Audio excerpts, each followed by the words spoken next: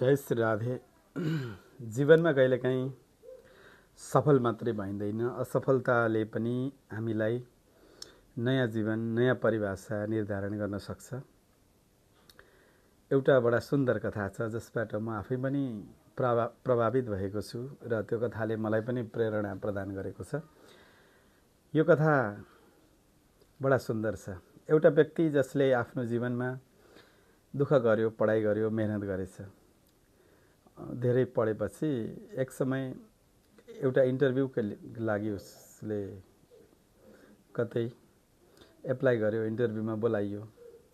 Interview दिनै लाग्दाखेरि उसलाई सोधियो, अब हजुरको इन्टरभ्यू भयो।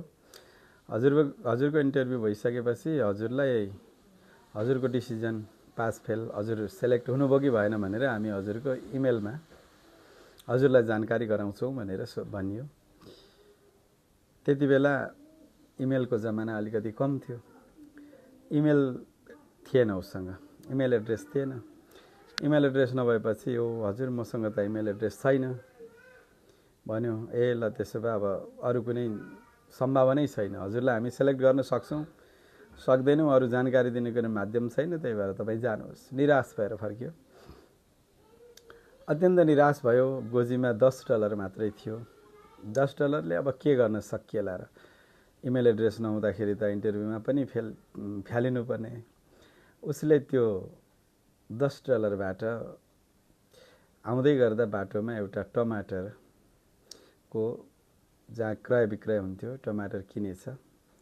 $10मा टमाटर किन्यो अनि त्यो $10को टमाटर लगेर उसले डबलमा बेच्यो, $20 हुँदाहुँदै उसले त्यो टमाटरको व्यापार गर्दै जाँदा, मेहनत गर्दै गयो, हार्डवर्क गर्दै जाँदाखेरि ठुलो सोरुम खोल्यो।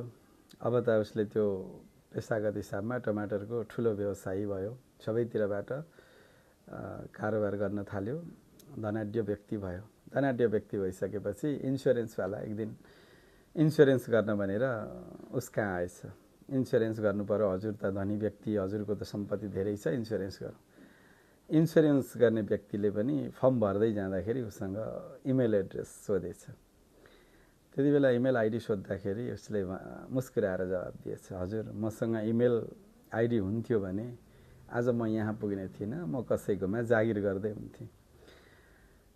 सानो कथा छ तर धेरैवटा उदाहरण, धेरैवटा दृष्टान्त दिन्छ यो कथाले। हाम्रो जीवनमा पनि कहिलेकाहीँ गर्दै जाँदा, केही सोच्दै जाँदा धेरै प्रकारका हामीसँग पनि त्यस्ता घटनाहरू हुन्छन् जसबाट हामी हरेस खाएर त्यो बाटो नै बदलिदिन्छौँ। त्यही भएर हामीले के विचार गरौँ भने त्यो व्यक्तिले त्यो दिन हरेस खाएको भए सायद अगाडि बढ्न सक्दैन थियो, तर एउटा बाटो बन्द हुँदा अर्को बाटो जीवनको लागि प्रशस्त हुन्छ। परमात्माले हामीलाई त्यो बाटो खोलिदिनु भएको हुन्छ। त्यही भएर जीवनमा जे हुन्छ त्यो राम्रोको लागि हुन्छ। अवश्य पनि राम्रो कर्म गर्दै जानुपर्छ।